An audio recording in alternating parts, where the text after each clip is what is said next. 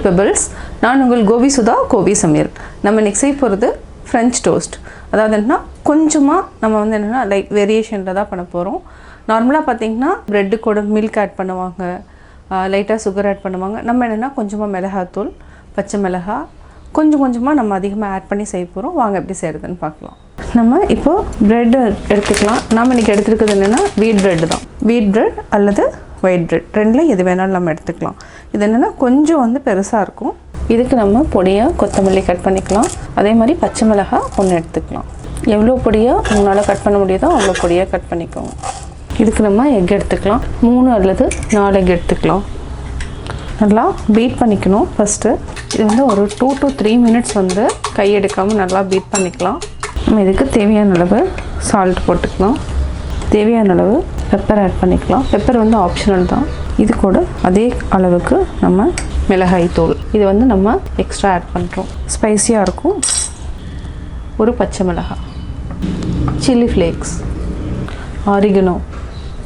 நம்ம ஒரு 100 ml அளவுக்கு பால் ஆட் பண்ணிக்கலாம். இது கூட நம்ம ஒரு அரை டீஸ்பூன் அளவுக்கு சுகர் ஆட் பண்ணிக்கலாம். நல்லா பீட் பண்ணிக்கலாம். இந்த மாதிரி நல்லா மிக்ஸ் பண்ணிக்கணும், அதாவது நல்லா பீட் பண்ணிக்கணும். அவ்வளோதான். மில்க் ஆட் பண்ணியிருக்கிறோம், எக் ஆட் பண்ணியிருக்கிறோம். இது இல்லாமல் சில்லி ஃப்ளேக்ஸ், ஆரிகனோ, மிளகாய்த்தூள், கொஞ்சமாக பெப்பர் இதெல்லாமே ஆட் பண்ணியிருக்கிறோம். இதில் என்ன ஒரு மெயின் இதுனா நம்ம வந்து ஃப்ரை பண்ணுற டைமுக்கு, அதாவது டீப் ஃப்ரை கிடையாது, நம்ம தவாவில் தான் ஃப்ரை பண்ண போகிறோம். ஃப்ரை பண்ணுற டைம் மேலே வந்து லைட்டாக நம்ம கொத்தமல்லி தூவிட்டு நம்ம வந்து திருப்பி போட்டுக்கலாம். அதே மாதிரி ப்ரெட்டு பார்த்திங்கன்னா இந்த மாதிரி ப்ரெட்டை விட இது வந்து என்ன ஜஸ்ட் டிப் பண்ணோன்னையுமே நம்ம எடுத்துடணும். இல்லைனா வந்து சாகி மாதிரி ஆகிடும், அது சொதன்னு ஆகிடும். அது மாதிரி இருக்க வேண்டாம். ஜஸ்ட் டிப் பண்ணிவிட்டு நம்ம எடுத்துக்கலாம். உடனே எடுத்துடணும். இதே வந்து என்ன நல்லா திக்கான ப்ரெட்டு கூட நீங்கள் வாங்கி செய்யலாம். இது வந்து என்ன சாண்ட்விச்சும் போட்டுக்கலாம். நம்ம ஃப்ரெஞ்ச் டோஸ்ட்டுக்கு நல்லாயிருக்கும். பட் என்னென்னா டிப் பண்ண உடனேயே நம்ம எடுத்துடணும். இப்போ எப்படி செய்கிறதுன்னு பார்க்கலாம். நம்ம தவாவை நல்லா காய வச்சிட்டோம். இதுக்கு நம்ம கொஞ்சமாக ஆயில் விட்டுக்கலாம். பட்டர் இருந்துச்சுன்னா இன்னும் நல்லாயிருக்கும். பட்டர் வந்து அதிகமாக எடுக்காததுனால நான் வந்து நார்மலாக ஆயில் சேர்த்து தான் செய்கிறேன். இதுக்கு ஆலிவ் ஆயில் இருந்தாலும் நல்லாயிருக்கும். நம்ம ப்ரெட்டை வந்து அதாவது எப்போ வந்து தவாவில் போடுறோமோ அந்த டைம் வந்து டிப் பண்ணி எடுத்துக்கலாம். இப்போ பார்த்திங்கன்னா ஆயில் காஞ்சிருச்சு.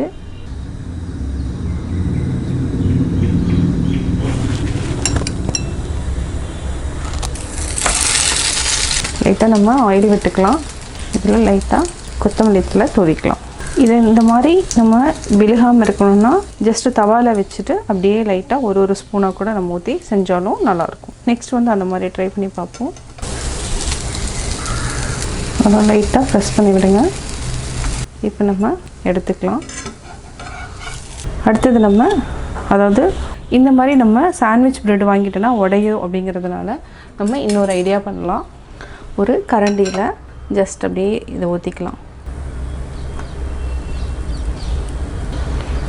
இதை அப்படியே நம்ம அப்படியே ஆட் பண்ணிக்கலாம். இது ஒரு ஐடியா. இப்போ நம்ம லைட்டாக ஆயில் விட்டுக்கலாம்.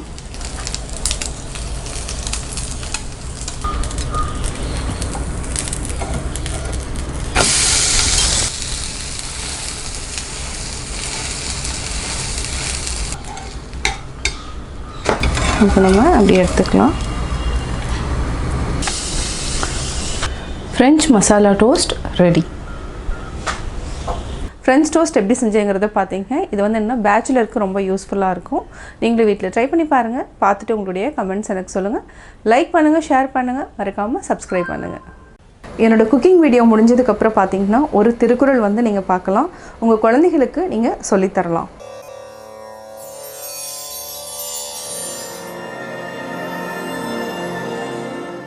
காலம் கருதி இருப்பர் கலங்காது ஞாலம் கருதுபவர்.